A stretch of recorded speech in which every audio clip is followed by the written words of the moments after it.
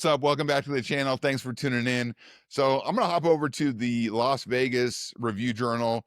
Going to take a look at this article regarding short-term rentals here in Las Vegas. So Airbnbs, VRBOs.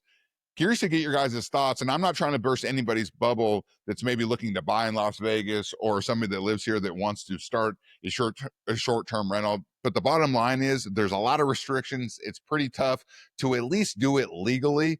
And curious to get your guys' thoughts on this. Do you think that the county is too tough when it comes to trying to have a short-term rental? As a property owner, are you pissed that basically in most areas such as like Summerlin and any other really master plan community in Las Vegas, you aren't able to have a short-term rental? Let me know in the comments below. I come from Seattle, Tacoma, where Airbnbs, VRBOs are huge. I've actually had them. I had a property that I rented out a basement apartment, killed it. But obviously there's pros and cons to everything.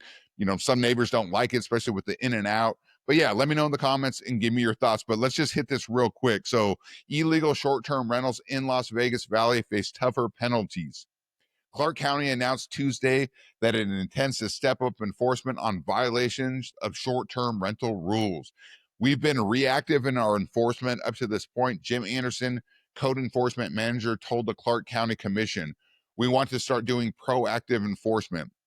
Recent changes include implementing a lien system to recover fines. That's pretty big. And entering into a contract with a company to search rental listings and identify short-term rental homes that aren't licensed, he said. Curious also, I'm pretty sure that I know of at least one, maybe two short-term rentals in my neighborhood, which is in Summerlin. Curious if you guys have any indication of your neighbors doing something like this. Let me know in the comments below. But Anderson said that the latter is a significant tool to gaining compliance, which is the actual team of searching rental listings. Team Street has 9 staffers who investigate illegal rentals. Since its founding in 2018, it has launched 5,724 probes. Anderson said, he said 93% of these cases are closed without fines. There are 590 investigations pending. I don't know about you, but the fact is now if they're throwing liens on people's properties, I would hope that that would deter anybody that is doing this illegally or without permission. We really strive to get voluntary compliance through education, Anderson said.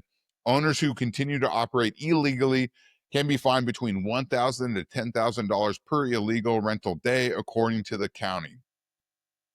And then he mentions again here about the liens. So let's jump over here and just kind of give you guys an idea what an actual short-term rental is. A short-term residential rental is a unit such as a house or condo that is rented out to guests for less than 31 consecutive days. In order to be eligible for a new short-term residential rental business license in the city of Las Vegas, the residents must meet regulations for conditional use of land, which includes the following: be owner occupied throughout the rental period. You must reside on the property while renting it to guests. I don't know about you, but like the fact of the matter is, I think people that are thinking about doing Airbnbs in Las Vegas, especially people that I talk to about moving here, thinking they might be able to offset their mortgage by renting it out on a short-term basis, that's not going to be compliant. They're not going to be doing that. So that's a pretty big restriction right there. Have no more than 3 bedrooms. All right, so you can't have a 4 or 5 bedroom house that you actually Airbnb out. Be at least 660 feet from any other short-term residential rental, as well as 2,500 feet from a resort hotel. I would assume that a lot of these restrictions are to protect the hotels, the casinos in the area.